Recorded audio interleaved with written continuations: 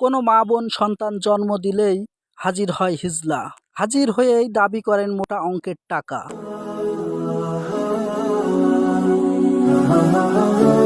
ঝিনাইদহ জেলার কালীগঞ্জ উপজেলার রাখালগাছি ইউনিয়নে হিজলাদের তাণ্ডব যেন থেমেই নেই।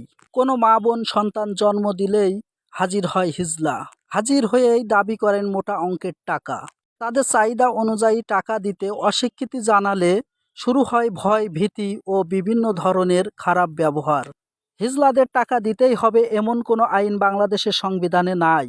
সাধারণ মানুষের কাছ থেকে মোটা অঙ্কের টাকা আদায় করে হিজলারা মালিক হচ্ছে কালো টাকার।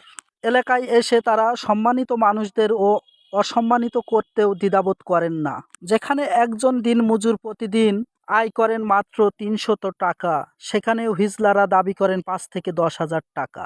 টাকা দিতে অস্বীকার করলেই হিজলারা কলিজার টুকরা সন্তানকে নিয়ে টানাহেঁচড়া শুরু করেন। তখন অসহায় পিতামাতার মনে সৃষ্টি হয় এক ধরনের ভয়।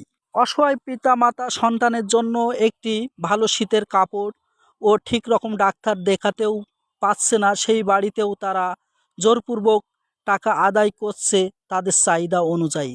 করোনা ও ইউক্রেন রাশিয়ার যুদ্ধের কারণে যখন দ্রব্যমূল্যের ঊর্ধ্বগতি, ঠিক সেই মুহূর্তেও হিজলারা চালাচ্ছে তাদের ইচ্ছা মতন বিশৃঙ্খলা। রাখালগাছি ইউনিয়নের বিভিন্ন গ্রাম থেকে তারা তাদের চাহিদা অনুযায়ী টাকা নিয়ে যাচ্ছে এবং ভুক্তভোগীদের বিভিন্ন ধরনের হুমকি ধামকিও দিয়ে যাচ্ছে।